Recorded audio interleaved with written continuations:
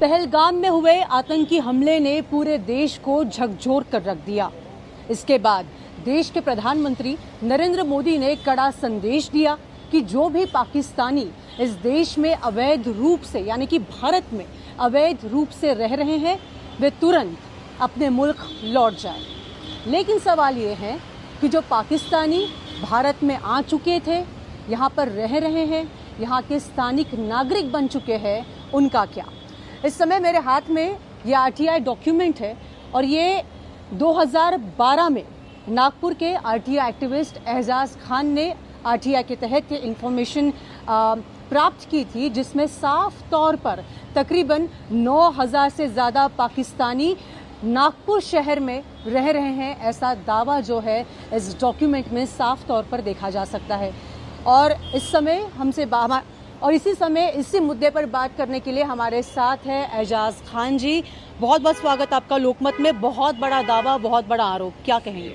जो 22 अप्रैल को कश्मीर के पहलगाम के अंदर में जो एक दर्दनाक दुर्घटना घटी आतंकवादियों द्वारा, उसने हमको झंझोड़ दिया और सोचने पे मजबूर किया। हमको बहुत अफसोस हुआ उस घटना से। हमारे देश के नागरिक, हमारी भाई बहन मारे गए और बच्चों को बड़ी तकलीफ़ हुई। तो हमको सोचने पे मजबूर होना पड़ा कि आज ये जो घटना हुई क्यों हुई, और हमने देश के प्रधानमंत्री और गृह मंत्री दोनों ने अपने अपने संदेश जारी किए और संदेश में कहा कि जितने भी पाकिस्तानी नागरिक हिंदुस्तान के अंदर में रह रहे हैं उनका तुरंत देश से निकाला जाए और पाकिस्तान रवाना किया जाए। हमने उसका भी खैर मकदम किया, उनके बयानों को भी इस्तकबाल किया। बहरहाल जो घटना हुई, आए दिन पाकिस्तान हमारे देश के अंदर में मुख्तलिफ इलाकों में, अलग अलग क्षेत्रों के अंदर में, कश्मीर में आतंकवादी गतिविधियां करता है। कि पहले पहलगाम किया, अभी पहलगाम हुई, उससे पहले पुलवामा हुई, पूरी और बहुत सारी यानी आतंकवादी घटनाएं हुई। तो ये आए दिन की घटनाओं से हम बहुत ज़्यादा चिंतित हुए। तो जिस तरीके से देश के गृह मंत्री ने आदेश दिया कि जितने भी उनकी जिम्मेदारी है कि पाकिस्तान से वे आए हुए नागरिकों को वापस भेजा जाए, तो हमारे देश के अंदर में जब भी आतंकवादी घटनाएं होती थी तो हम लोग सोचते थे कि ये घटनाएं क्यों होती है, क्या वजह है, पाकिस्तान जिम्मेदार। वाकई में पाकिस्तान जिम्मेदार है। वो हमारे लिए यानी हमारे नाक के अंदर में क्या कहना चाहते हैं उसको, कि हमारे लिए एक सरदर्द बन चुका है पाकिस्तान, और उसको हमको सबक सिखाना चाहिए। बहरहाल 2012 के अंदर में मैंने आरटीआई के तहत, सूचना अधिकार के तहत नागपुर शहर पुलिस से जानकारी मांगी थी और उन्होंने एक जानकारी दिए थे कि 1995 से लेके 2012 तक 9705 पाकिस्तानी नागरिक नागपुर शहर में रह रहे हैं। इसी तरीके से मैंने एक और माहिती मांगी थी, एक और जानकारी मांगी थी, और एक जानकारी सूचना के तहत मांगी थी। उस सूचना के तहत जो मुझे जानकारी मिली थी, तो मैंने इंडियन एम्बेसी और फॉरेन अफेयर्स को लेटर लिखा था। इंडियन एम्बेसी जो पाकिस्तान में है और जो फॉरेन अफेयर्स है दिल्ली में, लेटर लिखा था कि हमारे देश के अंदर में कितने पाकिस्तानी नागरिक पूरे देश के अंदर में अलग अलग राज्यों में, अलग अलग शहरों में रह रहे हैं। तो उन्होंने जानकारी दी है मुझे कि 25 लाख एंड अबव पाकिस्तानी नागरिक भारत के विभिन्न शहरों में, विभिन्न इलाकों में, विभिन्न राज्यों में रह रहे हैं। उसकी संपूर्ण जानकारी मुझे मिली और मैंने उसमें, ये आपके पास बहुत बड़ा एक डॉक्यूमेंट की फाइल में देख सकती हूँ। तकरीबन मुझे लगता है 1000 से ज़्यादा पन्ने हैं पूरे। क्या है ये जो पन्ने हैं? ये जो मैंने एक PIL दाखिल किया था नागपुर हाई कोर्ट में, एक PIL दाखिल किया था पाकिस्तानी नागरिक करके के खिलाफ में। तो उसमें ये बताया गया था कि पूरे 25 लाख पाकिस्तानी नागरिक है जो अलग अलग देशों के अंदर में रह रहे हैं, और नागपुर शहर के अंदर में 9000 एंड अबाव पाकिस्तानी नागरिक रह रहे हैं। वो जानकारी मिली थी। लेकिन एक बहुत ही हैरत अंगेज और चौंकाने वाली जो बात थी और झंझोड़ने वाली जो बात थी, जो मेरे को इंडियन एम्बेसी का लेटर आया, उसमें लिखा कि भाई कि हमने पूरा रिकॉर्ड हमारा जल गया और कितने पाकिस्तानी इंडिया में रह रहे हमको उसकी जानकारी नहीं है। वंडरफुल बात की चीज़ ये है कि एक जिम्मेदार विभाग, एक जिम्मेदार यानी देश को जो खतरा पैदा हो सकता है और पाकिस्तानियों की जानकारी अगर पाकिस्तानी एम्बेसी इंडियन एम्बेसी के पास नहीं है, क्योंकि हमको वीज़ा कौन देता है? इसमें से किसी संगठित साजिश की बू आती है। हाँ, तो मैं वही चीज़ कहना चाहता हूँ कि देखिए कि अगर 1995 से लेके 2012 तक का रिकॉर्ड अगर इंडियन एम्बेसी जो पाकिस्तान में है उसके पास नहीं है, तो इसमें किसी ना किसी तरीके से एक बड़े घटना के रचने की साजिश की बू आती है। क्यों? क्योंकि ये अगर रिकॉर्ड एक एम्बेसी के पास नहीं है, एक हमारे यहाँ के एम्बेसडर जो एम्बेसी हमारा पाकिस्तान में है उसके पास नहीं है, तो उनका लेटर मेरे पास बाकायदा है। मैं वो लेटर भी आपको दिखाऊंगा कि उन्होंने कहा कि हमारा रिकॉर्ड जल गया। ऐसा कैसा जल गया कि जो इंडिया के एम्बेसी से पाकिस्तानी नागरिक वीज़ा लेके हिंदुस्तान आ रहे, शॉर्ट टर्म, लॉन्ग टर्म और व्यावसायिक वीज़ा, बिजनेस वीज़े पे आ रहे हैं, और ये बिज़नेस वीज़े पे आने के बाद में यहाँ लापता हो जाते हैं, अलग अलग क्षेत्रों में चले जाते हैं।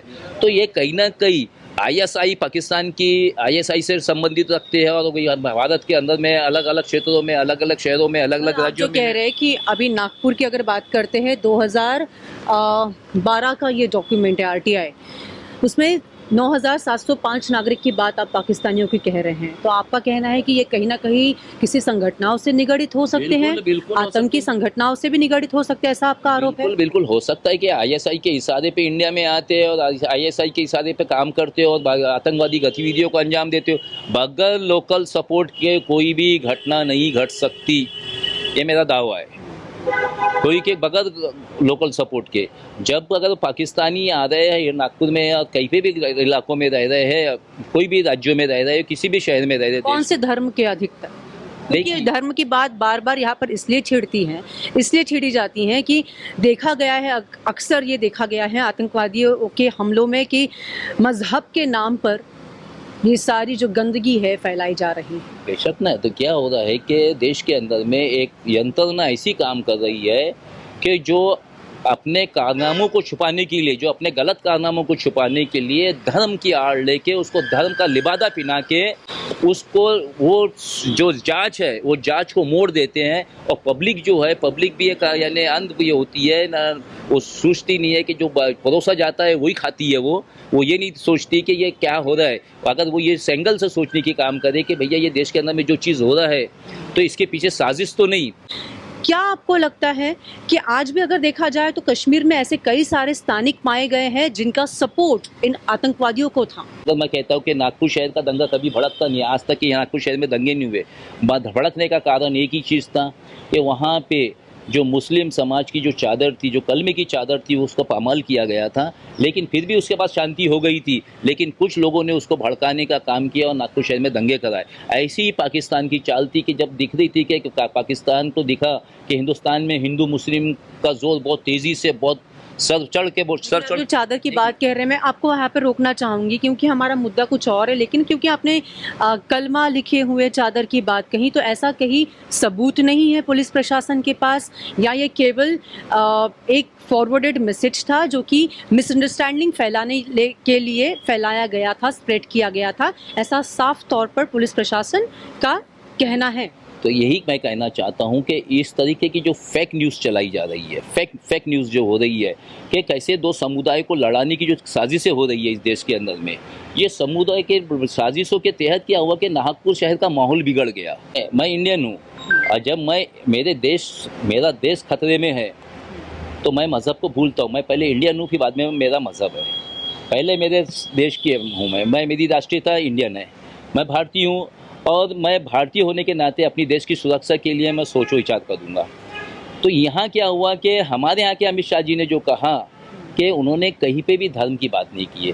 कश्मीर के घटना के अंदर में धर्म का इस्तेमाल हुआ, लेकिन अमित शाह जी ने एक ही सेंटेंस कहा कि जो पाकिस्तानी नागरिकता जो पाकिस्तानी नागरिक हिंदुस्तान में रह रहे हैं उनको पाकिस्तान रवाना किया जाए। लेकिन यहाँ पे क्या हो रहा है कि यहाँ पे हमारे यहाँ राज्य सरकार ये जो भी सोच रही है तो वो धर्म को लेके सोच रही है, उनके पास धर्म का विचार आ रहा है। लेकिन ऐसा शब्द उन्होंने कभी हमारे गृह मंत्री अमित शाह जी ने कहा कि आप पाकिस्तानियों में मुसलमानों को रवाना कर दो पाकिस्तान के लिए, बाकी जो दूसरे धर्मों के लोग हैं उनको हिंदुस्तान में रहने दो। ऐसा स्टेटमेंट उन्होंने नहीं दिए। मैं उनके इस चीज़ का मैं तस्दीक कर रहा हूँ, वेरिफिकेशन कर रहा हूँ कि उन्होंने ये बोले। उन्होंने राष्ट्रीयता की बात की है, धर्म की बात नहीं की है। हम धर्म के नाम पे जंग नहीं करते, हम करेंगे मुल्क के नाम पे करेंगे। हम हिंदुस्तानी हैं, पाकिस्तान को उसकी औकात बताएंगे। और जिस दिन से पैदा हुआ पाकिस्तान 1947 से, उस 14 अगस्त 1947 से, उस दिन से हम उसके जुल्म व सितम को बर्दाश्त कर रहे हैं,